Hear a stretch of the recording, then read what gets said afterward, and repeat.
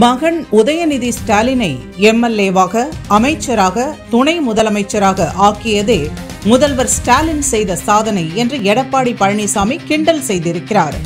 அரியலூர் மாவட்டம் ஜெயங்கொண்டத்தில் மக்களை காப்போம், தமிழகத்தை மீட்போம் என பரப்புரை செய்து வரும் அதிமுக பொதுச் செயலாளர் எடப்பாடி பழனிசாமி கடந்த 4 ஆண்டு திமுக ஆட்சியில் மக்களுக்கு எதுவும் செய்யவில்லை என்று சாடினார்.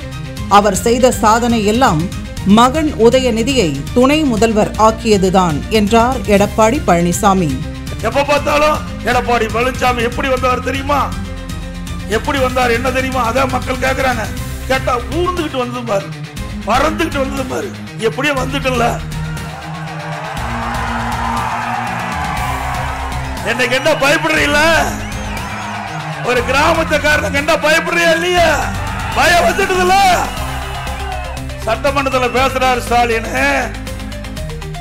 திடீர்னு இருந்துச்சார். நான் எதிர்கட்சி வசதிக்கு வந்திருக்கிறேன், அவர் ஆளுங்கட்சி ஏதோ பேசுவாருன்னு கேட்டா, நீங்க எப்படிங்க பாரதிய ஜனதா கட்சியோட கூட்டி நிக்கிறீங்க? நீங்க எப்படிங்க திடீர்னு பாரதிய ஜனதா கட்சியோட கூட்டு வச்சுட்டீங்க? நீங்க தான் ஒட்டும் உறவும் இல்லைன்னு சொன்னீங்க, 2031 வரைக்கும் கூட்டணி இல்லைன்னு சொன்னீங்க, இப்ப ஏங்க வச்சுட்டீங்க? இது என்ன முதலமைச்சர் நம்மள கேட்கிறாரு? இது எங்க கட்சி விவகாரம், நாங்க யாரோட வேணாலும் கூட்டணி வைப்போம், அதுக்கு நீங்க எங்க கஷ்டப்படுறீங்க, கவலைப்படுறீங்க? பாரதிய ஜனதாவோட கூட்டணி வச்சோமோ இல்லையோ, திரு ஸ்டாலினுக்கு ஜுரம் வந்துடுது, தேர்தல் ஜுரம் வந்துடுது. ஏங்க இது அண்ணா திமுக கட்சி, யாருடன் கூட்டணி வைப்பது எங்களுடைய முடிவு, நீ ஏங்க ஆதங்கப்படுறீங்க?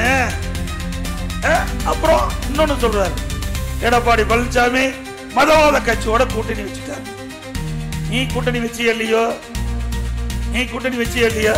1999 பாரதிய ஜனதாவோட நாடாளுமன்றத்தில் கூட்டணி போட்டு நீங்க வச்சீங்களே இல்லையோ? 2001 சட்டமன்ற தேர்தலில் பாரதிய ஜனதாவோட கூட்டணி அமைச்சீங்களே இல்லையோ? போட்டிட்டீங்களே இல்லையோ? அது மட்டுமல்ல, 1999 நாடாளுமன்ற தேர்தலில் இன்னைக்கு திமுக போட்டியிட்டு வெற்றி பெற்று மத்தியில் அமைச்சரா இருந்தாங்க. திமுக கட்சி சேர்ந்தவங்க முரசொலி மாறன் மத்திய அமைச்சரா இருந்தார். இந்த படத்தை பாரு, யாரு? கருணாநிதியும் முரசொலி மாறன். எல்லாம் பார்த்துக்கிட்டு திமுக இனிமேல் பேசுறதை விட்டுருங்க, என்னை பேசக்கூடாது, இதுக்கு மேல பேசுனா அசிங்கம்.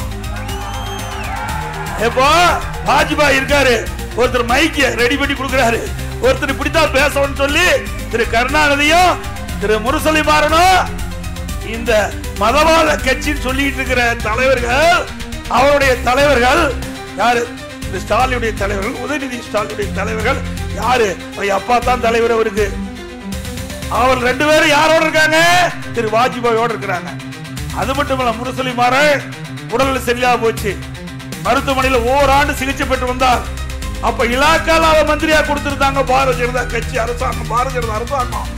அவர் முரசொலி மாறன் மரணம் அடைஞ்ச பிறகு அவருடைய இறுதி சடங்கு வாஜ்பாய் அவர்கள் பிரதமராக இருந்து அந்த இறுதி சடங்குல கலந்துகிட்டு அஞ்சலி செலுத்தினார். அஞ்சலி செலுத்தி அவர் வீட்டுக்கு போய் 15 நாள்ல அந்தர்பல்ட்டி அடிச்சு காங்கிரஸ் கட்சிக்கு போயிட்டாங்க. பாரதிய ஜனதா கட்சியில இருந்து காங்கிரஸோட கூட்டணி அமைச்சாங்க. நீ கூட்டணி வைக்காத கட்சியே கிடையாது. எங்களை பத்தி பேசுறதுக்கு தகுதி இருக்குதா ஸ்டாலின் அவர்களே? நீயும் பாரதிய ஜனதா கட்சியோட கூட்டணி வச்சுக்க, திமுகவும் பாரதிய ஜனதா கட்சியோட கூட்டணி வச்சுங்க, அண்ணா திமுக பாரதிய ஜனதா கட்சியோட கூட்டணி, நீங்களும் காங்கிரஸோட கூட்டணி வச்சுங்க, அண்ணா திமுகவும் காங்கிரஸ் கட்சியோட கூட்டணி வச்சு, நீங்களும் கம்யூனிஸ்ட் கட்சியோட கூட்டணி வச்சுங்க, நாங்களும் கம்யூனிஸ்ட் கட்சியோட கூட்டணி வச்சு, நீங்களும் விடுதலை சிறுத்தை கட்சியோட கூட்டணி வச்சுங்க, நாங்களும் விடுதலை சிறுத்தையோட வச்சோம், நாங்களும் பாட்டாளி மக்கள் கட்சியோட கூட்டணி வச்சோம். இப்போ நீயே வச்ச, இப்போ அவர்கள் தேசிய ஜனநாயக கூட்டணியில் அவர்கள் இருக்கிறாங்க. நிச்சயம் நம்மோட வருவாங்கன்னு நான் எதிர்பார்க்கிறோம். ஆக நீங்க எந்தெந்த கட்சியோட தேர்தல் நேரத்தில் கூட்டணி வச்சீங்களோ, நாங்களும் அந்தந்த கட்சியோட அந்தந்த காலகட்டத்துக்கு தகுந்த மாதிரி கூட்டணி வச்சது என்ன தவறு? ஸ்டாலின் கனவு கண்டார், எடப்பாடி பழனிசாமி நாடாளுமன்ற தேர்தல் மாதிரி கூட்டணி வைக்க மாட்டாரு, எப்படியா தில்லு முள்ளு செஞ்சு ஜெயிச்சிடலாம் நினைச்சாரு. இப்ப பயம் வந்துடுது. ஏன்னா 4 வருஷமா எதுவுமே செய்யல, மக்களே கண்டுக்கல. அவர் ஒண்ணு கண்டு கொண்டது, அவர் குடும்பத்தை சேர்ந்த உதயநிதி ஸ்டாலின் எம்எல்ஏ ஆக்கினாரு, கொஞ்ச நாள் கழிச்சு அமைச்சர் ஆக்கினாரு. இப்ப கொஞ்ச நாள் கழிச்சு துணை முதலமைச்சர். இதுதான் அவருடைய சாதனை.